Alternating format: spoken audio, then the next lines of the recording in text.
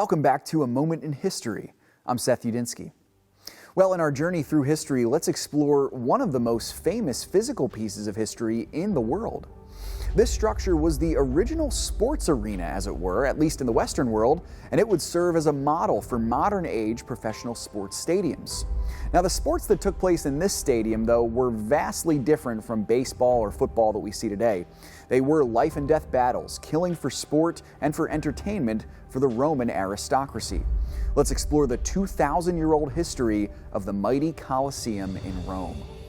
Now, the main purpose of this ancient sports stadium was to house gladiatorial games. These gladiator games were usually fought between Roman slaves, and they were almost always fights to the death. Occasionally, there would be a group melee or wild animals would be thrown into the mix to heighten excitement. It was a barbaric form of entertainment for a barbaric time. Now, construction on the Colosseum began in the 70s AD under the reign of the Roman Emperor Vespasian, but was not completed until 80 AD under Vespasian's heir Titus. Now, the Colosseum itself is an accurate title for such a massive arena. There were smaller stadiums in the ancient world, to be sure, but none of them captured the colossal glory of the Roman Empire quite like this one. In the heart of the Roman Forum, it would serve as a visible reminder of Rome's dominance over the ancient world. The Colosseum was used for various types of gladiator contests, as we mentioned earlier, including marine-related battles where the base was filled with water. It could seat over 50,000 spectators, which exceeds the capacity of most modern Major League Baseball stadiums and even matches the size of some smaller NFL arenas.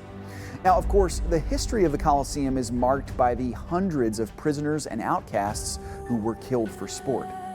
Additionally, there is evidence that many Christians met their death in the Colosseum. Now, Christians would have been seen as criminals against the state, and like prisoners of war, they were often prime choices for participation as gladiators.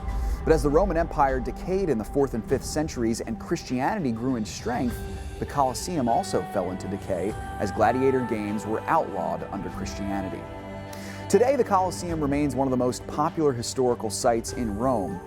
And for the Christian, the Colosseum holds special significance for two reasons. First, it stands as a memorial to the many believers who gave their lives for Christ inside its walls.